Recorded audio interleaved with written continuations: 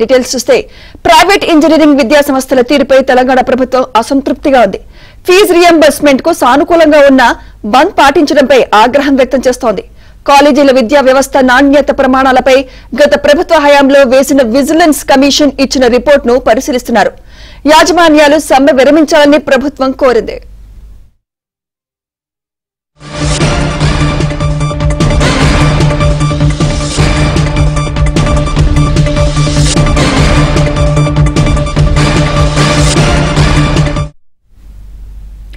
Private engineering విద్యా సంస్థల తీరుపై తెలంగాణ ప్రభుత్వం అసంతృప్తిగా ఉంది. ఫీజు రియంబర్స్మెంట్ కు సానుకూలంగా ఉన్న బంద్ పాటించడంపై ఆగ్రహం వ్యక్తం చేస్తోంది. కాలేజీల విద్యా వ్యవస్థ నాణ్యత ప్రమాణాలపై గత ప్రభుత్వ హయాంలో వేసిన విజిలెన్స్ కమిషన్ ఇచ్చిన రిపోర్టును పరిశీలిస్తున్నారు. యాజమాన్యాలు సమ్మె విరమించాలని ప్రభుత్వం కోరింది. ఇక ఇదే అంశంపై మరింత సమాచారం మా ప్రతినిధి నరసింహరావు అందిస్తారు. నరసింహరావు, మొత్తానికి ఈ రోజు నుంచి ఇంజనీరింగ్ కాలేజీలు ఉన్నత విద్యా సంస్థలు వృత్తి విద్యా కోర్సులు బోధించేటువంటి ఉన్నత విద్యా సంస్థలు సమ్మెలోకి వెళ్ళాయి. ఈ రోజు బంద్ను పాటిస్తా ఉన్నాయి. అయితే వాస్తవానికి నిన్న డిప్యూటీ సీఎం మల్లు భట్టి విక్రమార్క, మంత్రి రుద్దిల్ల శ్రీధర్ బాబు, సిఎస్ రామకృష్ణారావుతో అర్ధరాత్రి దాటేంత వరకు కూడా ఈ కాలేజీల యాజమాన్యాలు చర్చలు జరిపాయి. అయితే ఈ సందర్భంగా రేపటి నుంచి సానుకూలంగానే ప్రభుత్వం ఉంది. సో మీ సమస్యలన్నింటినీ కూడా మేము అర్థం చేసుకుంటున్నాము, ఖచ్చితంగా వాటన్నింటినీ ఒక్కొక్కటిగా పరిష్కరిస్తామనేటువంటి మాటను కూడా ప్రభుత్వం చెప్పింది. అయితే రేపటి నుంచి సమ్మెను చేయకూడదని, వాటిని విరమించుకోవాలని చెప్పి కూడా కోరింది.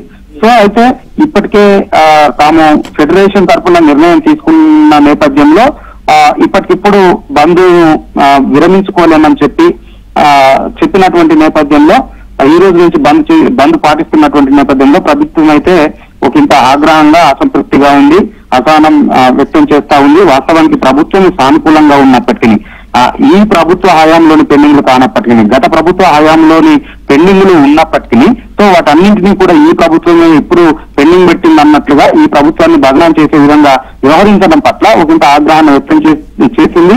సో అయితే వాటి పరిష్కారం కోసము మాట్లాడి చర్చలు చేసి మరోమారు పరిష్కరించాలని చెప్పి డిప్యూటీ సీఎం భట్టి విక్రమార్కకి ముఖ్యమంత్రి రేవంత్ రెడ్డి ఆదేశించాలి. ఇంకా అదే సమయంలో వాస్తవానికి గత ప్రభుత్వ హయాంలో విజిలెన్స్ కమిషన్ అసలు ఈ ఇంజనీరింగ్ కాలేజీలో ఏ మేరకు ప్రమాణాలు పాటిస్తా ఉన్నాయి, ఏ విధమైనటువంటి నిబంధనలను ఉల్లంఘిస్తున్నాయనేటువంటి దానిపైన విజిలెన్స్ కమిషన్ అయితే విజిలెన్స్ కమిషన్ సమగ్రమైనటువంటి విచారణ జరిపి ఒక నివేదికని ఆనాడే బీఆర్ఎస్ ప్రభుత్వ హయాంలో ఒక నివేదికను సమర్పించింది.